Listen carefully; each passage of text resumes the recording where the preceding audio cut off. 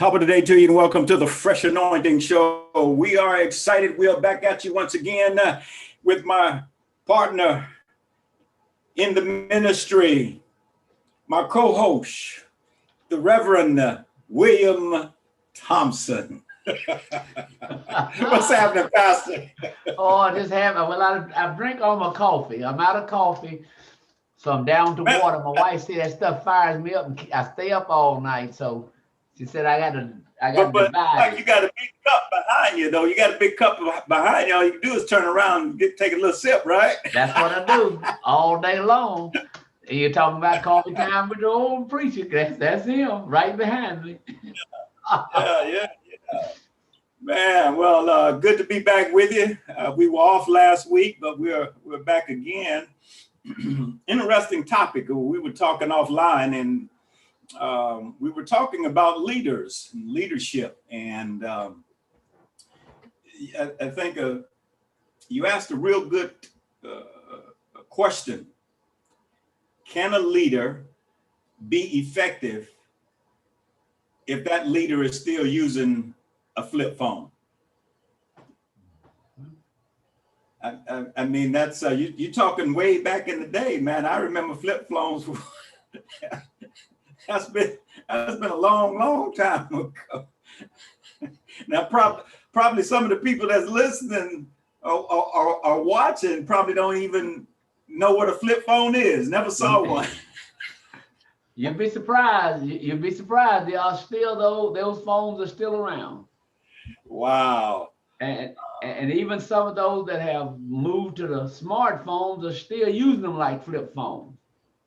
Well, I just saw a promo from Samsung that they're coming out with a smartphone flip phone. Well, it has the cover up, yeah. Mm-hmm. Yeah. But on the topic of leadership, what are your thoughts? What's on your mind about leaders today? Well, I don't think I did this with a different show. We talked about is the day's church built for the day's worshiper because of the way it was built on agricultural, the way it was built on family, community, the way it was constructed to fellowship. And here comes the new worshiper who is a little bit more educated, more exposed, more traveled, more internet savvy. And that means that it puts the press on the leaders to stay ahead of the followers. Mm. So if the followers are using iPhones and smartphones and doing banking online and Facebook online, and they're doing all this tech stuff, and you say, well, I'm a leader, and they prefer to be text rather than to be called. Today's worshipers, that younger generation, not all, there's still a mixture there. And you have to minister to all. You have to minister to the ones that want to be called versus the ones that want to be text. But they got group text, where the text goes out to the group. And if you are there as a servant leader and you've been assigned to serve a group, whether it be a choir, whether it be a ladies group, or whether it be men's ministry, a lot of that interaction is done now through technology, and especially with the COVID. So how can I stay relevant if I can't stay connected? Yeah, that's a very good point. And I think I was doing the workshop last night talking about servant leadership. But one of the points brought out was, what are you looking for in a leader? What are some of the characteristics or character traits that you're looking for in a leader? What should that leader have? And one of the things we're looking at is having a leader that understands and knows how to coordinate and manage the team. Right. And just what you were saying right now, if you're not up to date in understanding new technology, the ways of the people, how can you be effective in leading people? And not only that, but you got to look at it from now you are ministering and leading a multi-generation of people, not just one generation. Like when I was coming up, it was basically you had basically one generation that maybe two, but now you got multi-generations of people that you have Right. to know how to lead. And all of those generations are looking for something different, or they are expecting something different, or you have to lead them in a, well, you got to be careful in how you lead them, because if you do something just leading and ministering to one generation, then you leave out the others. Right. I wanted my children to have a better education than I did, which they did. The other thing is that my children wanted their children to have a better education than them. So now 3 generations, I know it's 5 in most churches, but at least 3 generations are adults in the same church. Then you got your children and the other ones, but at least 3 adult ages, and each generation wanted their next generation to be better prepared. They are better prepared. Therefore, now how do I stay ahead of them and knowing that they're better prepared than I am? Because that was my dream. It was a dream of every parent for their child to be better prepared, and they are. They're more knowledgeable. So with that being said, would you say that leaders are the ones who coordinate the efforts between those different generations? They have to be savvy enough how to oversee them, how to facilitate and communicate to them as well. I think it's you said it real well, but I'd like to add the fact that they need to respect their expertise and tap into them. The older generation, like myself, I don't have to be as knowledgeable as my grandchildren, but I have to respect them enough to know that they know more about it. So I need to call them, come alongside, help me get online. Help me put together a chat section for the people that I'm leading. I've been assigned to work with this particular group, and I need you to help me. I done paid all this money for you to go to school. You're smarter than me. Now come over here and use your gift to help me minister. I need you. Not that I just let him know I need you, and he will gladly help. But you got to ask him. This is a generation you have to ask. They're not going to volunteer. Right.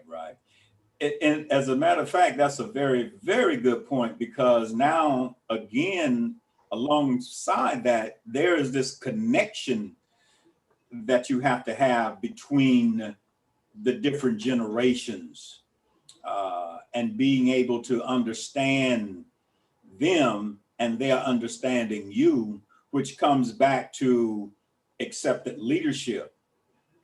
Will all these multi-generation of people that you're leading accept your leadership?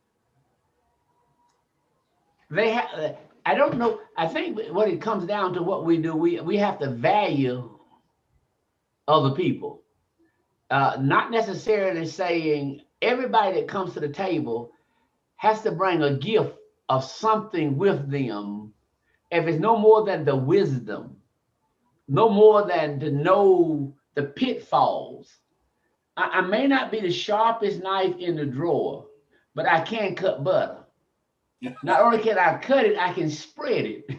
Ooh, so all I'm saying, I am saying, sometimes we have to realize, yes, I'm Moses on the hill, but I need Joshua down in the valley fighting. Sometimes we don't know when to go up on the hill and just hold our hands up. Right. That's I'm at that season now that I need to hold my arms up and let Joshua fight. But so often we feel like I got to do it all. I got to fight, and then I got to go back up on the hill and hold my arms up. And that next generation can't relate like that. They're not involved. They want to be involved. They're doers. They like doing stuff. So what I'm hearing you say, there's a new paradigm shift now of leadership. I'm gonna give you a great example. I hope I'm pretty well sure the young man won't have any objections. He works for the Amazon. The Amazon approach is so different because he's probably in his right 55, 60, and he went to Amazon and they assigned him a queue, and he has about 15 slots that he has to fill up. Well, the funny thing, you got to manage your own time. Everything in Amazon, you manage yourself. Well, they put it on the computer that Saturday was a mandatory work day. They had it on the bathroom that Saturday was a mandatory work day, but nobody called him. It was there for him. So Saturday he didn't go. He just worked in the yard all day. Well, when he went to work Monday, he looked at his time sheet, and it was 10 hours less of accumulated time on it. Now, you know, that got him warm. He called down to personnel, wanted to know what happened to his 10 hours. Mhm. And they said, Jim, did you not know Saturday was mandatory? He said, well, now as you say it, I remember it. Well, you didn't come to work, so what we did, we took those 10 hours.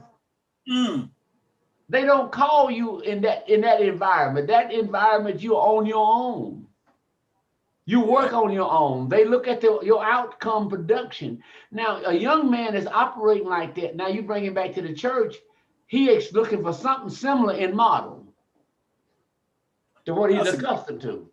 real good point, because again, as we're talking about, there's a new paradigm shift, not just in leadership, but in our world today. The world that we live in is different than the world that you and I came up in. And when you think about that, back in the day, everything was, they came and they told you. They were going to come tell you face to face. There were no Right. back then. There, you may get a memo.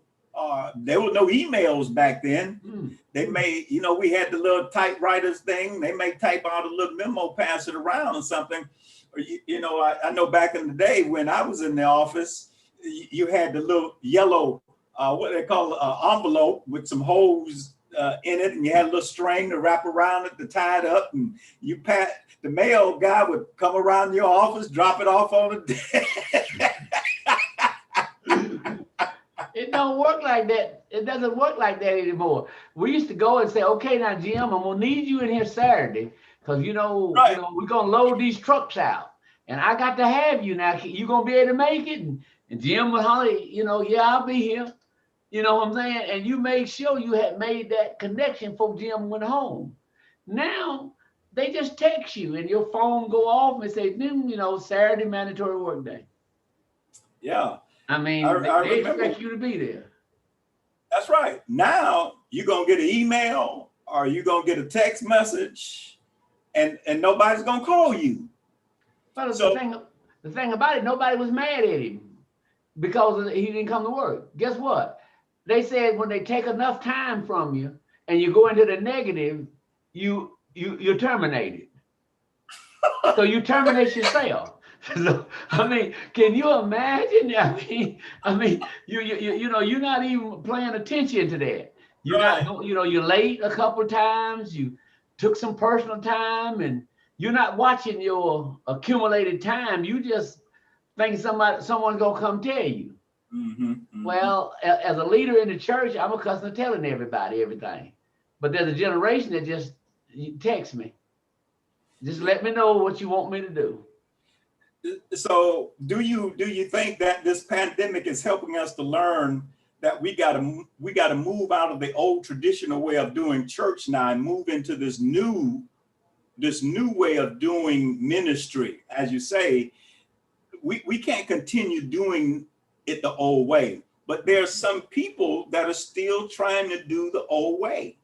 How do we get those people, especially leaders, to understand you got to move away from that now? You have to take on the new way of leading, the new way of living.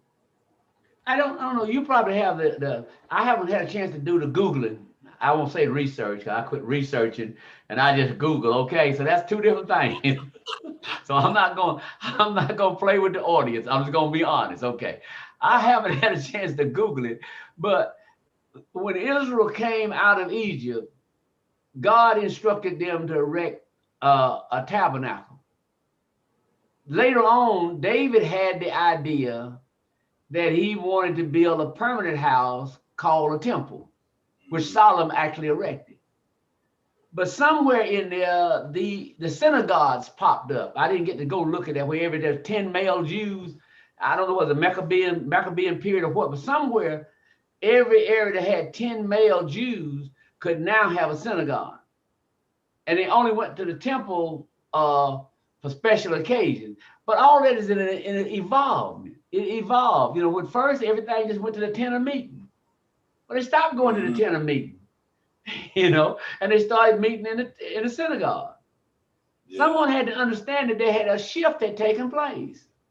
Then they went to what? House to house. All the Bible right. Shifted. And yet we say, well, we're waiting on it to open back up. As soon as it opens back up, we're going to get back at it. Because we're stuck right there. We don't see it. We don't get it. It's times are changing.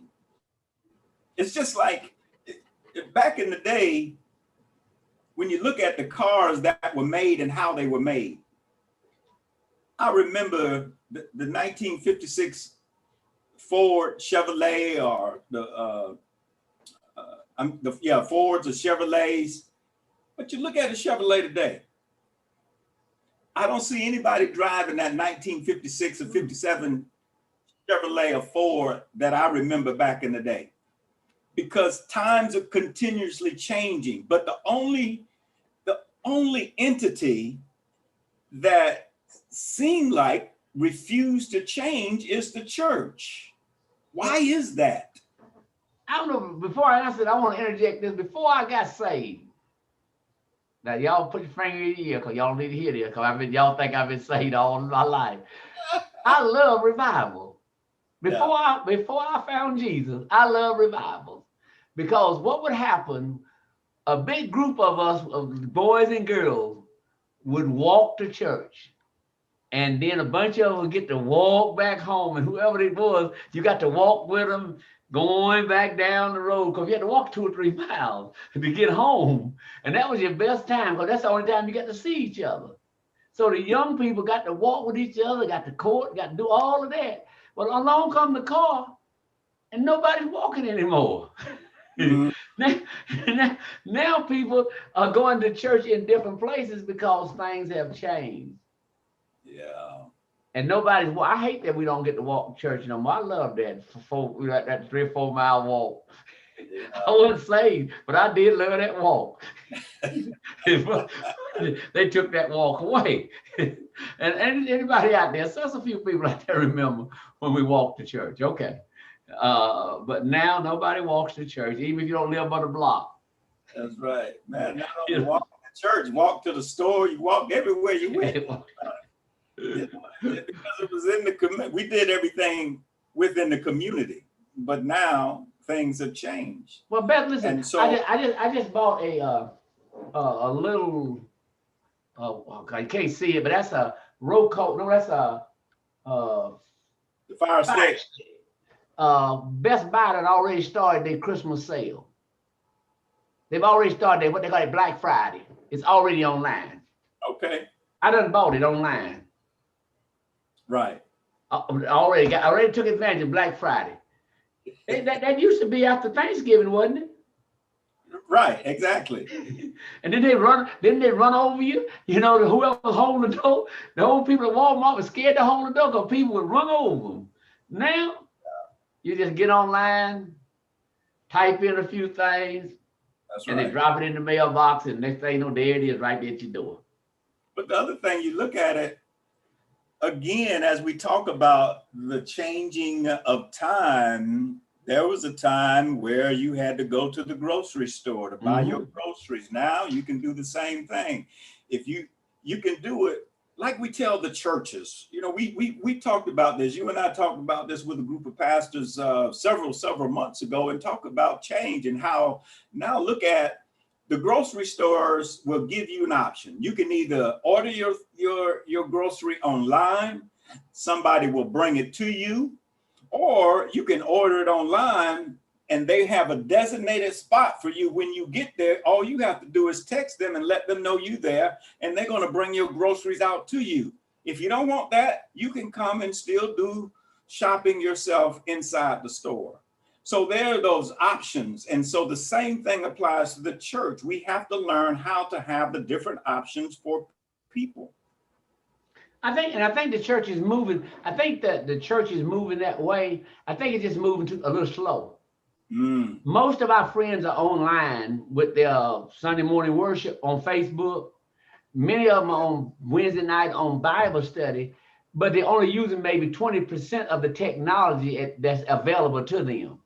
Yeah. So they're slowly everybody knows it has changed, and they're slowly gravitating to it. But the world itself moves faster, and therefore by the time we get there, everything else done moved on to something else. Yeah. So I don't think I'm saying we just got to speed up. Not that we're gonna change. I mean, a lot of those guys that I knew when I left pastoring 2 years ago were carrying the flip phones. I checked on the other day. They've all got smartphones. They just hadn't figured out how to use them yet, but they got them. Yeah. They used to tell their wife, "Don't get me one. I'm fine.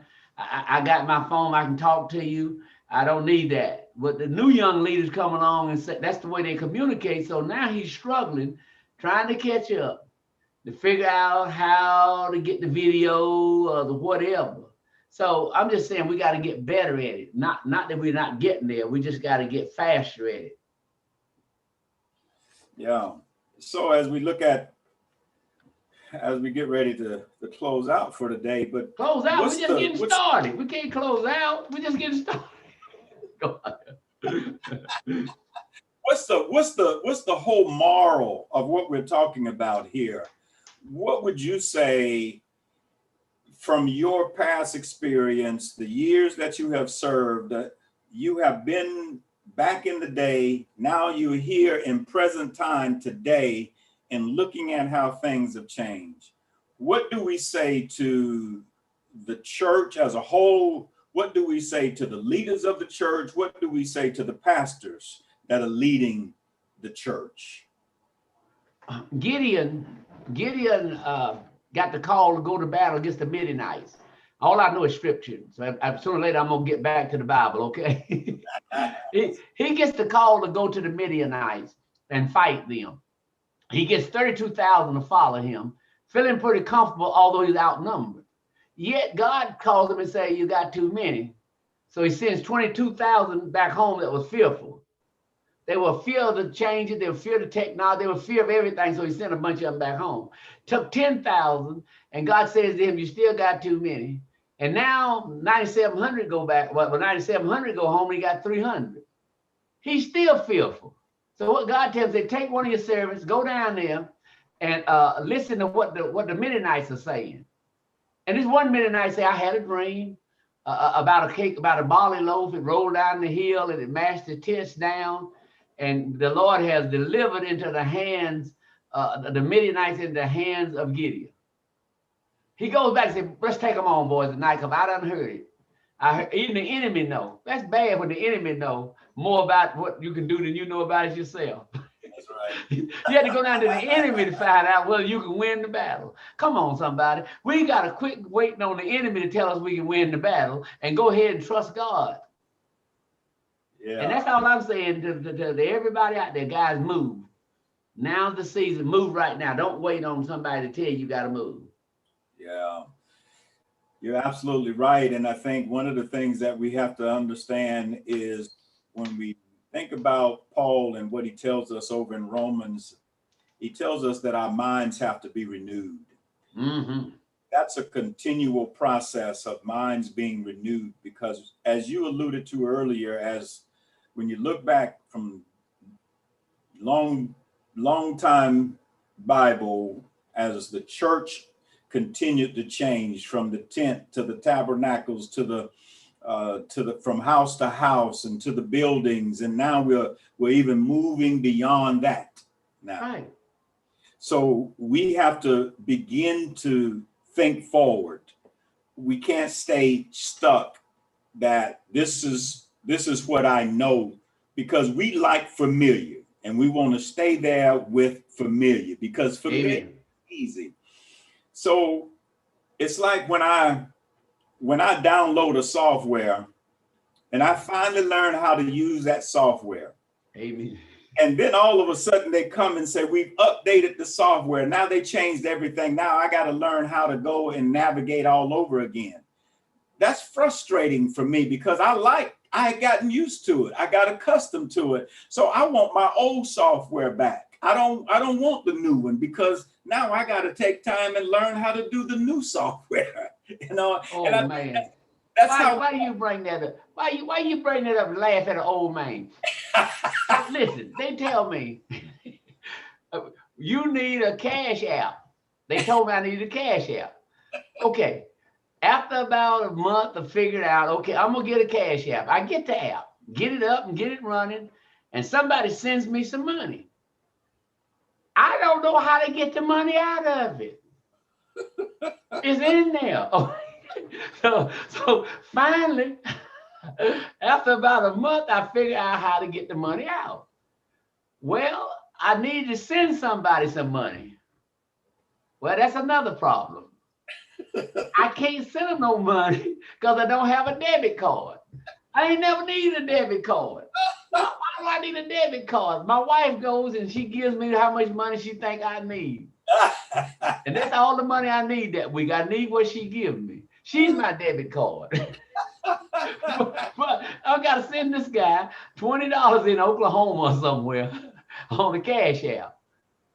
Now I have to go get a debit card, figure out how to tie it to the cash app, Oh, man. figure out how to tie it to all this. I'm too old for all that, but things still changing whether I wanted to change or not. You just described the church, and that's how the church says, look, I don't need that. I don't need that new technology. I like it the way it's been all of these years, and I don't want to change. But we're going to be, we have been, not we're going to be, but we've been forced to change now. Especially in the midst of this pandemic, we have been forced to change, and it's going to continue changing. If you look at technology back in the day when computers first came out, man, we had those big bulky CPR, what do you call them? CTRs, I think it used to be. CPUs, them big old bulky things, man. And you had your little keyboard there, but now, look, computers are light. You got a little small computer you can hold in your hand, big as an iPad. So we got to look at that. Technology is going to continually change. And so we have to learn how we're going to change along with the technology, along with the world, along with the generations. Each generation is evolving more and more. You look at the Xers, the millennials, you look at what's the ones now after the millennials, the Gen Zs, I think it is. Yeah. All of these different generations, each one of them evolving, and they're going to be more sophisticated than the other. So I had a lady join me yesterday for coffee time from Africa. This morning, while I was doing coffee time, a good friend of mine, David Nugent, joined me in from Jamaica.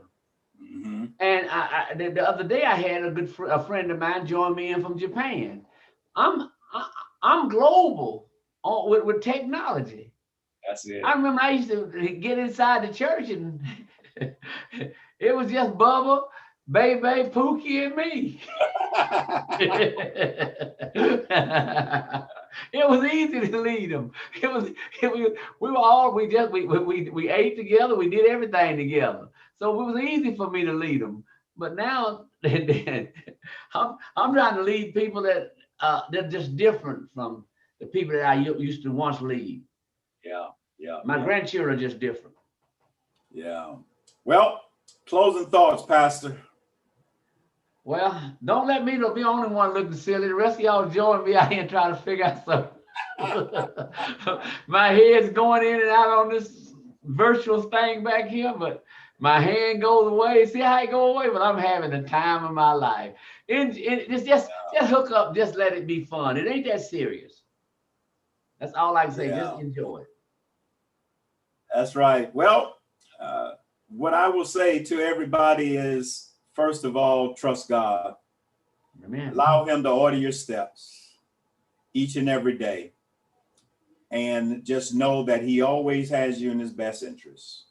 Continue to trust him. Thanks for listening. We're glad that you were part of us, and we will look to see you on next week. Same time, same place, same computer, or maybe smartphone. Or if you still have a flip phone, Wow. you'll be able to join us. That unless you get that new Samsung smart flip phone now. So thanks again, family. Until next time, may the Lord bless you real good.